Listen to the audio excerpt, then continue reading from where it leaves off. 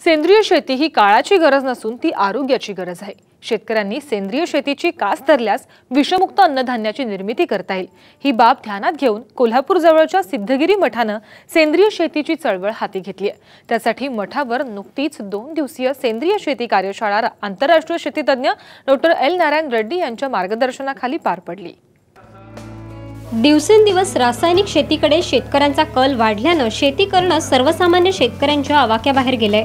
त्यामुळे शेतकऱ्यांच्या आत्महत्यांचं प्रमाण वाढतंय। हे टाळण्यासाठी आणि कमीत कमी खर्चाची विषमुक्त शेती करण्यासाठी सर्व शेतकऱ्यांनी सेंद्रिय शेतीकडे वळण्याची गरज असल्याचं मत यावेळी डॉक्टर एल नारायण रेड्डी यांनी व्यक्त केलंय। गवर्नमेंट का बात यह है 125,000 करोड़ लोग रासायनिक खाद और रासायनिक कीटनाशक के बिना का अन्न उत्पन्न नहीं कर सकता। ये झूठी बात है। मैं बताऊंगा 4 एकड़ में 25 आदमी का खाना उगाता हूँ। या कार्यशाळेच्या माध्यमातून कमीत कमी खर्चात उत्तम प्रकारे शेती करता येणं शक्य असल्याची माहिती मिळाल्याची भावना कार्यशाळेतल्या शेतकऱ्यांनी व्यक्त केली आहे। त्याचबरोबर जमिनीची सुपीकता टिकवून उत्पन्नात देखील चांगली वाढ करता येणं शक्य असल्याचं मत शेतकऱ्यांनी व्यक्त केलंय। एखादे खताचे पोतं आम्ही जर घ्यायचं म्हटलं तर 1000 ते 1200 रुपये बसतात। तेच जर सेंद्रिय केलं तर 100 ते 50 रुपयामध्ये सहज होऊ शकते।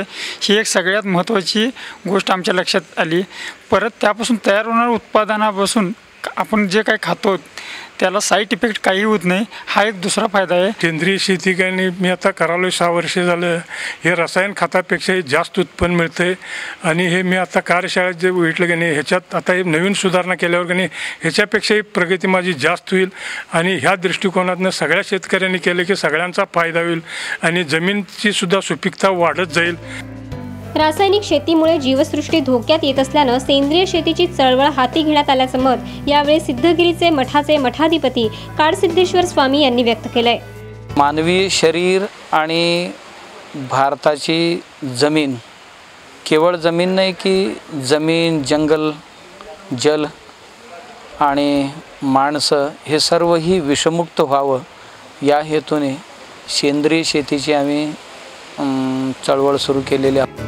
एकूणच रासायनिक शेतीमुळे शेती व्यवसायापुढे निर्माण झालेली समस्या आणि पर्यावरणाची होत असलेली हानी टाळण्यासाठी शेतकऱ्यांनी सेंद्रिय शेती करण्यावर भर देणं गरजेचं आहे।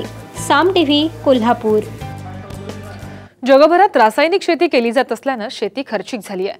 रासायनिक शेतीमुळे शेतकरी कर्जबाजारी होऊन आत्महत्या करतोय असं मत सेंद्रिय शेतीचे आंतरराष्ट्रीय ख्यातीचे तज्ञ कर्नाटकचे डॉक्टर एल नारायण रेड्डी यांनी व्यक्त केलंय। आजकल गत 10-11 बरस में कई राज्यों में 5-6 राज्यों में महाराष्ट्र सहित 2.5 लाख लोग आत्महत्या किया, किसान लोग। उसका कारण है वो बाहर का चीज़ खरीद के आने का, बीज, गोबर, कीटनाशक, रोगनाशक सब चीज़ बाहर से खरीद के आता है। उसका बहुत पैसा लगता है।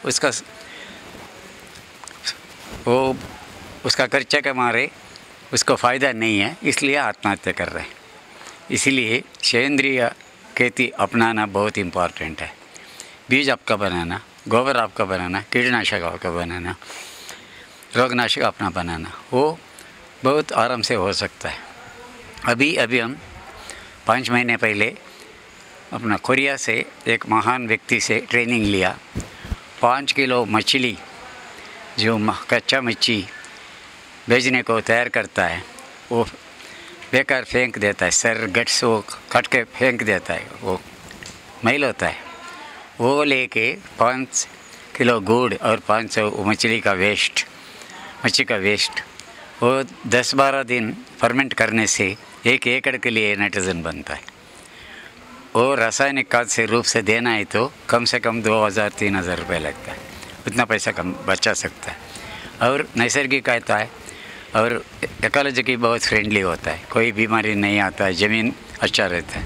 अक्का दुनिया में, खाली भारत में नहीं है, अक्का दुनिया में वो इलेक्शन वो टारगेट रख के पैसा का ज़रूरत है उनका इलेक्शन के लिए। इसलिए वो कंपनियों का गुलाम बन के अपना यूनिवर्सिटी और गवर्नमेंट ने ये बहुत ख़राब रास्ते में लेके जा रहे हैं किसान को, इसीलिए आत्महत्या हो रहा है। सैकड़ों हज़ार रुपया सब्सिडी देने का हमको ज़रूरत नहीं है। हमारा मेहनत का फल मिल जाता था, हम बहुत सुखी रहते थे। और हमारा खर्चे वो ख़राब आदत सिखाने से हमारा जो ऋषि मुनियों ने किया था, हमारा पिताजी नाना ने जो किया था वो काम से चलेंगे, हम बहुत सुखी रहेंगे। और गवर्नमेंट का बात यह है 125,000 करोड़ लोग रासायनिक खाद और रासायनिक कीटनाशक के बिना का अन्न उत्पन्न नहीं कर सकता, ये झूठी बात है। मैं बताऊंगा, 4 एकड़ में 25 आदमी का खाना उगाता हूँ, 1 पैसा बाहर का खर्चा नहीं है। वो ऐसा डेमोन्स्ट्रेशन गवर्नमेंट या करेगा या ना करेगा, ये हमारा जिम्मेदारी है। हमारा समुदाय बहुत तकलीफ में है, दर किसान का ये फ़र्ज़ होएगा, हम ये ज़्यादा वो लोग को सिखाना है, वो ट्रेनिंग देना है, वो विषमुक्त आहार सब लोग को दुनिया में मिलना जैसा कर सकता है, ये मेरा इंटेंशन है।